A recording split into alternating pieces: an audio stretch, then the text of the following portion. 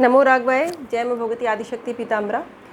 मैं आचार्य डॉक्टर ऋषु आप सभी का अपने चैनल में बहुत बहुत स्वागत करती हूँ। आज की वीडियो मैंने स्पेशली फीमेल्स के लिए बनाई है, महिलाओं के लिए, लड़कियों के लिए बनाई है।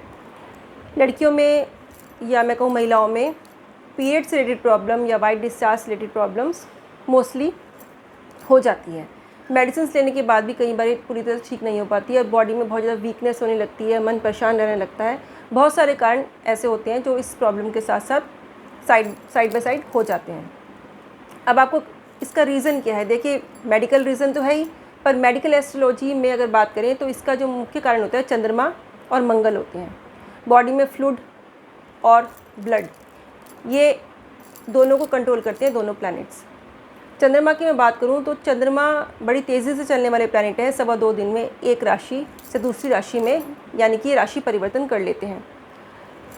जो चंद्रमा का जो साइकिल होता है 28 डेज़ का, वो पूरी तरह से इफ़ेक्ट करता है फीमेल्स के 28 डेज़ के साइकिल को, यानी कि पीरियोडिक साइकिल जो होता है फीमेल्स में, उसको पूरी तरह से इफ़ेक्ट करता है। यानी चंद्रमा जो होता है फीमेल्स की बॉडी को सबसे ज़्यादा इफ़ेक्ट करने वाले प्लैनेट है। और ये जो प्रॉब्लम होती है पीरियड से रिलेटेड, जो भी बात होती है, वो सब चंद्रमा और मंगल ही कंट्रोल करते हैं। मुख्यतः चंद्रमा कंट्रोल करते हैं। अगर चंद्रमा आपके हॉरोस्कोप में सही जगह पे प्लेस्ड नहीं है, सही जगह से मतलब अगर वो किसी ऐसे क्रूर ग्रह के साथ प्लेस्ड है जिनकी उनसे युति हुई हुई है, किसी क्रूर ग्रह के साथ युति में है चंद्रमा किसी भी भाव में, और दूसरी बात वो क्रूर ग्रहों से दृष्टिगत भी हैं, यानी कि उनके ऊपर दृष्टि भी पड़ रही है, वीकली प्लेस्ड है, तो इस तरह की स्थिति में ये प्रॉब्लम्स बढ़ जाती हैं। अब आपको करना क्या है? अब अगर आप हॉरोस्कोप नहीं दिखा सकते या अब तक आपने नहीं दिखाया है तो आपको दिखाना चाहिए अगर आपको प्रॉब्लम बहुत ज़्यादा है। अदरवाइज़ मैं कुछ जनरल बातें ऐसी बता रही हूँ आपको, जिसको अगर आप फॉलो करते हैं तो उससे आपको बहुत ही जल्दी आराम महसूस होगा। देखिए, आप इस समस्या के समाधान के लिए मैं आपको कुछ ऐसे छोटे छोटे उपाय बता रही हूँ जिनको अगर आप करते हैं तो आपको डेफिनेटली फ़ायदा नज़र आएगा। आपको सबसे पहले काम क्या करना है? आपको सोमवार के दिन आप नियम बना लीजिए, कम से कम 7 सोमवार तो आपको ऐसा करना ही है। आपको नारियल पानी पीना है। नारियल पानी पिएंगे तो चंद्रमा आपकी बॉडी में कंट्रोल होगा, स्ट्रांग होगा। दूसरा, आपको क्या काम करना है? सोमवार के दिन आपको शिव मंदिर में आप जाइए, कम से कम 14 आप कपूर की टिक्कियाँ ले लीजिए। 14 कपूर की टिक्की लेके आप शिव मंदिर में जाइए, शिवलिंग की पूजा कीजिए। पूजा करने के बाद आप वो जो 14 आप कपूर की टिक्की ले गए हैं वो शिव जी को समर्पित कर दीजिए।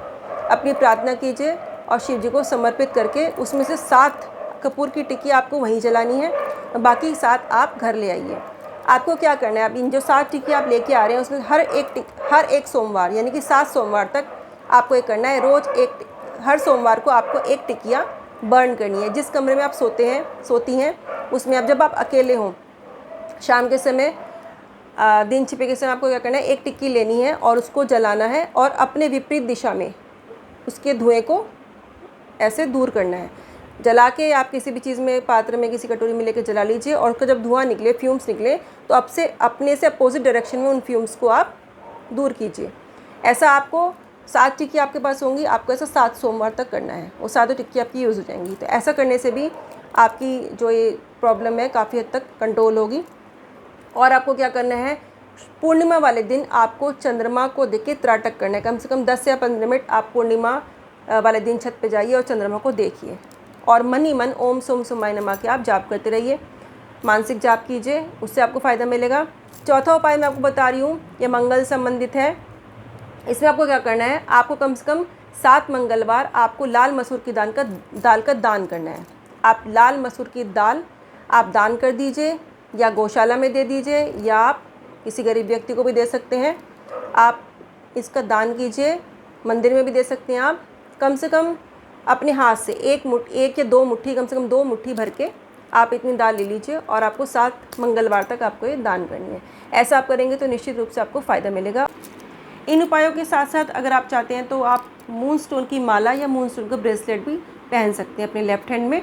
और मोती यानी कि जो वाइट पर्ल होता है वो भी आप अपने लेफ़्ट हैंड की लास्ट फिंगर में यानी कनिष्ठिका उंगली में इस तरह का आप मोती पहन सकते हैं। मोती कम से कम आप 7.25 या 10 सवा 10 रत्ती तक का आपको पहनना चाहिए, तभी ये अच्छा फ़ायदा करता है। तो आप मोती भी पहन सकते हैं, आप मूनस्टोन की माला भी पहन सकते हैं, आप ब्रेसलेट भी पहन सकते हैं। इससे भी आपको बहुत ही रिलीफ मिलेगा, कोई ऐसा नेगेटिव इफेक्ट नहीं होता अगर आप मोती पहन भी लेते हैं तो आप इसको ज़रूर पहनिएगा, आपको बहुत फ़ायदा मिलेगा। स्पेशली इस प्रॉब्लम में तो आपको बहुत ज़्यादा ये मूनस्टोन और पर्ल फ़ायदा करेगा। और अगर आपको प्रॉब्लम बहुत ज़्यादा हो रही है तो आप मेडिसिन तो आप लीजिए, मेडिसिन के लिए मैं मना नहीं करूँगी, बट आप अपना हॉरोस्कोप भी एनालाइज़ कराइए। मेडिकल एस्ट्रोलॉजी एक शाखा होती है एस्ट्रोलॉजी की, उससे संबंधित आप ज़रूर ही सजेशन लीजिए, रेमेडीज़ लीजिए, तो आपको और भी जल्दी फ़ायदा होगा। मेरी वीडियो को लाइक और शेयर कीजिएगा। राम राम, जय माता दी।